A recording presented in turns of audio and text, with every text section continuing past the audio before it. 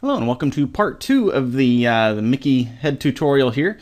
When last I left you, we had gone through and gotten our reference images off of imageafter.com and got them in here set up with the front and profile view here in Blender.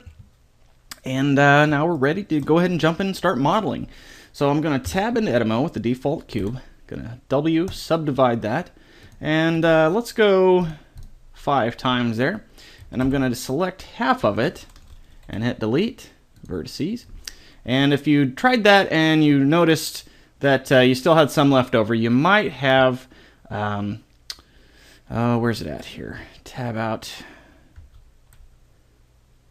There's usually an option under here somewhere that says limit selection to visible, but maybe they turned it off here. Maybe, probably, yeah. If you tried that and you still had some leftovers, this little guy right here, you want to make sure that that is turned off. So now if I selected all these, hit delete, boom, it would delete everything that under my cursor that I selected. But if that's turned on, it limits the selection to visible. So it's only going to select what's visible right there. So you can see it didn't select anything else. But if it's off, boom, select that, it selects everything. So you want to make sure that's turned off most of the time. So anyways, we got that deleted off. I'm going to go ahead and add a mirror modifier, so we only have to do half the work. So we'll go to our wrench icon here and say mirror modifier. So that adds on, and anything you do over here on this side automatically gets copied over to the right side. And then once you're done modeling, you can hit apply and it'll be, one symmetrical model. So let's tab back or hit Z to go back into wireframe view. And I want to turn on clipping right there, so that kind of glues everything down the middle of the mirror here. So I can select everything and move it, but the middle part is going to stay stuck together. It's the surface of the mirror.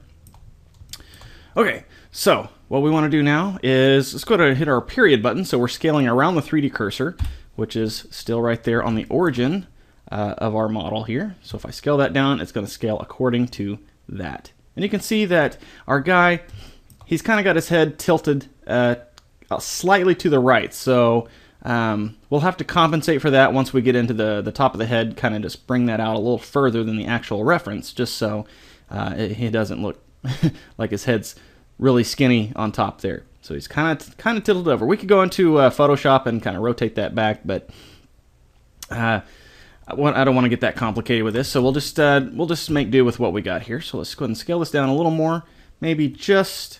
If we hit Shift Z, it'll scale on everything except for the Z axis, which in this case is the vertical.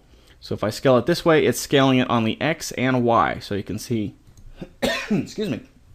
If I go ahead and release that, you can see it scaled it on this axis as well. But we don't really want that either, so I'm going to scale that only on the Y axis this time and kind of get that back to where it's starting to line up. Okay, and while we're in this view, let's go ahead and start lining it up. So we'll select this. I'm going to go ahead and turn on proportional editing. And what that does is it kind of gives a fall-off, gradual gradient selection of whatever you have selected, and it affects gradually the vertices that are closer to it and less gradually, the further they get away. So if that's turned on, right now you can't see it doing anything because, well, it's not turned on. So I say connected and move that. And you can see right now we're still rotating around the 3D cursor, so any gimbal that you see still is going to be centered on that. So I'm going to hit Control, comma, and that's going to rotate around the selection, which in this case are the vertices up here. So now if I move this, you can see I'm only moving the orange selection, but it's also gradually moving the ones that are kind of close to it. If I scroll my mouse wheel up and down, you can see that controls the fall off of the gradation. So I'm going to move that to about right there. Grab this guy and just kind of just start sculpting or maneuvering the profile of our guy here. Don't know his real name. The 3dsd or the image after didn't have any information on the image at all, so I just call him Micky. He'll be my Irish friend because he'll have an Irish accent when I start animating him. So it'll be one chance for me to do some silly voice acting.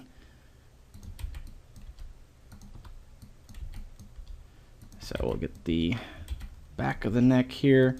Just getting the general layout of the head shape. No real details just yet. Okay, and then we'll, oops.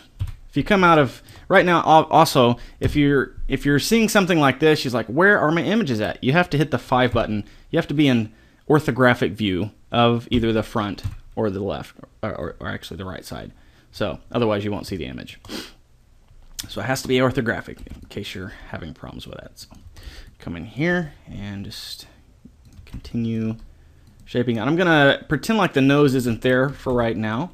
We will add that in later once we start adding the extra detail in. Okay, so we're pretty well set here on the profile. Tell you what I want to do. I'm going to go ahead and bring this vertex up here to where it actually meets the throat right there. And that will be, once we start working on the neck itself, we will just use these pieces right here. Okay, so we got the profile done. Let's go ahead and work on the front view.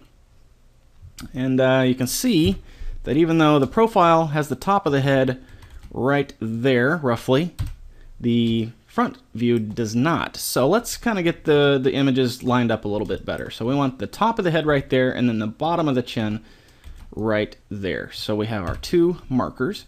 So you can see it can be bumped up a little bit, and maybe that'll fix both problems. So we'll go to our front view, and on the y-axis, let's try 0.475.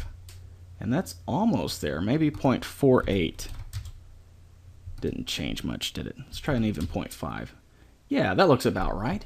So, yeah, that might just work. So let's look at this. This is going to be at the part of the eyebrow that's right in the middle there beside the edge of the nose. So you can see that's a little bit low. He's kind of got his head tilted a little forward, I think. So we'll just have to make do. Like I said, you can go back into Photoshop and rotate these images a little bit if you like to get. If you want to get them lined up perfectly, you can do that. But I mean, if you're trying to make it look exactly like a person, like yourself, or a family member, or a celebrity, or something like that, you probably do want to get the images lined up as perfectly as you can, just so there's no, no issues with their actual likeness. But just using it as a reference, we'll say it's close enough like this. Okay, so let's go ahead and start rounding this off here to match the rest of the shape of the head. Now remember, let's go ahead and line it up first here, and then we'll come back in, and once we get it going, the general shape, then we'll kind of round it out a little bit more. So kind of hard to tell what's going on here. Let's say these are the neck, so that will leave these guys, I guess, to be the chin area.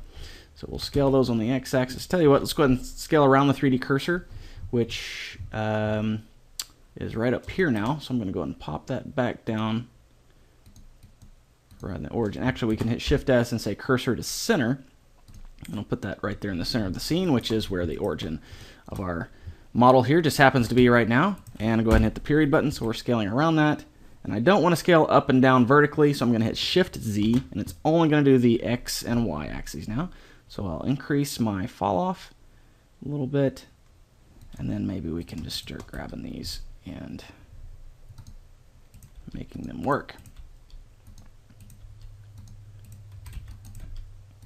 Okay, and then this will be the back of the neck, so we can come back here, and there we go. Okay, so now we have the front and the side, but how's it looking in the third dimension? Not very good. It's kind of squared off, isn't it? Now this would be handy. Tell you what, let's go ahead and load it in here. Let's go ahead and collapse these guys, and we're going to add one more image. Going to open, reference the top view. So we'll say OK, open that. And after a couple of minutes, Blender will cooperate there. And now we can scale this down, I believe. Let's change it accordingly to this. The size is going to be 1 instead of 5, so I'll say 1. Okay, and then probably need to make it even smaller so it matches up with what we have there already. So, tell you what, let's do. Let's go to our front view. Make sure we're in orthographic. And we can scale the head up, the top of the head, so it matches the front view a little bit better. So if we hold on Shift, we can click and drag this and be a little more incrementally correct than before. So let's worry about the side of his head right there and the side of his ear and getting that lined up here. So what we can do to help out this situation is to add an empty. If I tab out of edit mode, we can add an empty, there we go, and say cube. And then we can kind of set this up here as guidelines. So that'll be the edge of the ear, and then let's drag that over, and that'll be the edge of the head. And then let's drag another one over for the other side of the head. Boom, right there. So we got the side of the ear, side of the head, and the right side of the head. And we can't see his right ear, so we won't mess with that. We won't add a guide there. But now, top of the head, now we can modify it. Oops. Uh-oh. I guess undoing doesn't change anything here. So I don't want to change the size. I want to change the X. So we'll move that to about probably right there. Maybe need a little bigger, so we actually fit the size there. 0.77 is too high. 0.7 might just be enough. Yeah, there we go. Okay, so that's relatively lined up. Let's go to our side view now and change that to right side. And I guess that's not going to make a difference here. We'll have to line it up according to the way the model is so far. So let's just say top. And we'll go to our top view, which is this 7 button. And we obviously need to slide him back to where the back of the head lines up with the back of the mesh right there. So on the y-axis, hold down Shift, click and drag until we're about right there. Okay, so that looks pretty close. And now it'll give us something to model around. So if we move this down, we can gradually, like I'm scrolling my mouse wheel up and down as I go, just to get, you know, only the parts I'm wanting to reshape. By the way, if you're taking photo reference of yourself for this project, do what you can to get perfectly straight on images. As you can see right here, the head is going to look very skinny because his head is kind of tilted and we're not getting the full part of the head. So we're lining up, even the nose is centered on and it's lined up with the front view and everything. We still have all this extra reference on this side versus on this side. So you can see it's going to be real skinny. So we'll have to modify it once we get to a nice rough general shape. I believe this is probably the neck. Yeah. Okay. So let's go ahead. We got our base shape done. Let's go ahead and get rid of these reference empties. And now if we come to our front view, we can kind of just go ahead and kind of just start eyeballing this and smoothing it out. I'm going to do that by going to the sculpt mode and grabbing the smooth tool. Just kind of just clicking in here and just kind of sculpting this out. Tell you what, let's go ahead and set our view to be smooth shaded. Be a little easier to see there. And we can also add a subdivision surface. Okay, so back to the sculpt tool, smooth this out, some of these rough corners. Boom. All right.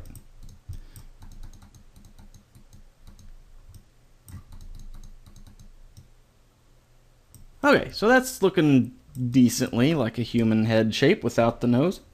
Excuse me, without the chin. I guess the smoothing there kind of negated that a little bit. So we'll just have to drag that back out. Okay, so let's go ahead and bring down the neck, the throat. So we'll select these guys here. Okay, side view. And just go ahead and extrude out on the Z-axis. Make sure we're going on the Z, otherwise it'll split out and look weird, like tooth roots or something. Roots. Okay. So we'll just extrude this down have a nice little neck there. So we can start spreading it on the x-axis here. Maybe rotating a little bit.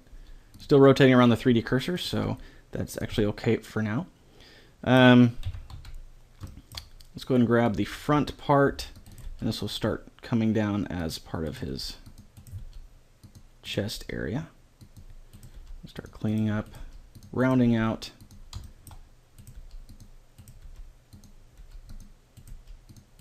This area here. Okay, so that's roughly where we're wanting to go. As we go, we'll clean it up even more. But for now, that's roughly the head shape. I'm going to go ahead and save this. But before we call it done, we still have a little bit we want to do. And that is to go ahead and select the muzzle area, which would be this part here. And if humans have muzzles. And this is going to be his nose area and the mouth. Mostly the mouth, but we'll actually hit E to extrude this. And I'm just going to go, let me backtrack and do what I did again. Just hit E, and then just right-click to just kind of set it in. But we still have the proportional fall-off turned on, proportional editing. So let's disable that so we can actually scale this and actually control comma. So we're scaling around the selection. We're going to scale that way down. If we go to our front view, let's get that lined up with his mouth. It's pretty close there already, but I want to scale it on the x-axis a little bit there. And we'll go ahead and model in, like I said in part 1, ideally a blank expression is the better one to model from. So then you can, after you get the blank expression, you can add shape keys for the smiles or the frowns or whatever expressions he's going to be making. But since he's already smiling, we will just model around that, and then we can add extra shape keys later on. So this is going to be where his mouth starts, and you can see it's not lined up. That's the beauty of being able to change the dimensions and the size and locations of our reference images.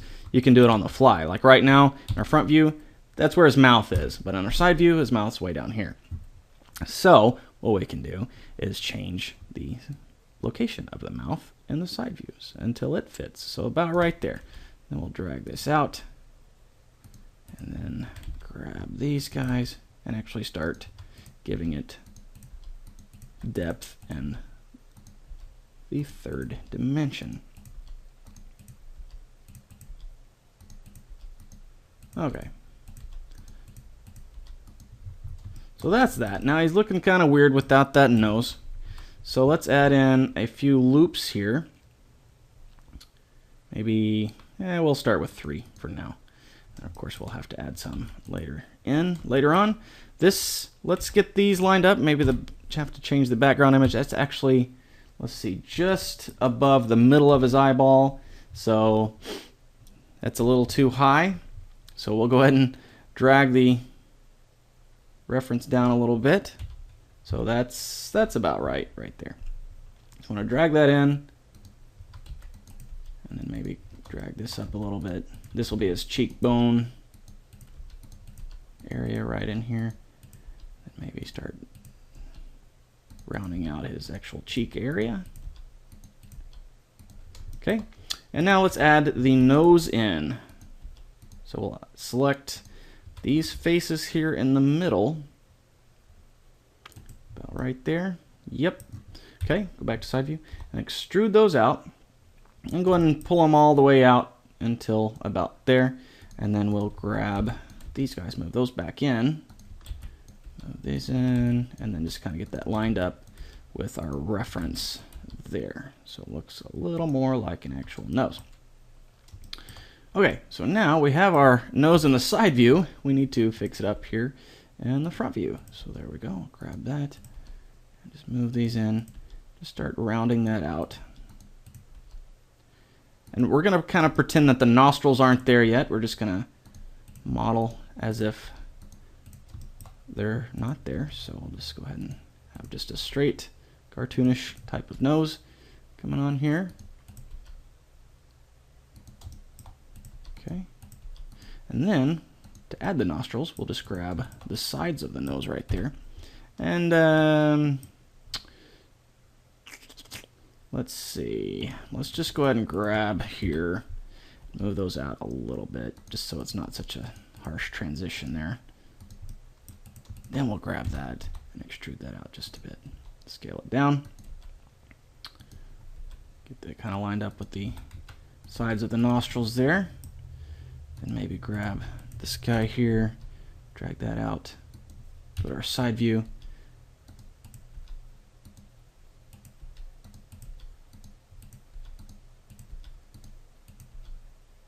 You don't notice how many times you're clicking until you're working on something that requires a lot of clicking. So click, click, click, click, click, click, click. Okay, so that's roughly the nose shape. I'm going to add a loop right there just so we can add a little more definition there at the top of the nostril. And then maybe a little bit more in the front of the nostril, like so. Okay, so now we'll add the actual nostril holes themselves. Go ahead and select all those guys there. Now I'm going to turn off the clipping here on the mirror modifier, because if it's on and I extrude, it's going to be basically a tube going up into his nose, and I don't want that. I want two tubes, so I'll turn off clipping, hit the E button, and you can see that actually adds a separation there in the middle. So we'll scale that down. Come to our side view, go back to wireframe, maybe scale that up just a bit. And then we'll go ahead and extrude that inwards. Don't have to go too far, just to where it's lost in shadow once we actually render it. And clipping is still turned off goods because we started going through the middle there. To select a whole loop, you hold down Alt and right click on the loop. There you go. So good to go. And you can see that the nose is way too high again. Reference image. You want the nostril opening to be about right there. As you can see in the reference, it's quite a bit higher than that. So the front view, we'll lower that down on the y-axis just a bit, about right there probably. So let's go ahead and turn on our proportional fall off again. Make sure we turn clipping on, and now we can move those nostrils a little further apart. About like so. Okay, so we got his nose going. Let's add a loop right in here just so we can get that rounded part right there going a little bit better. There we go.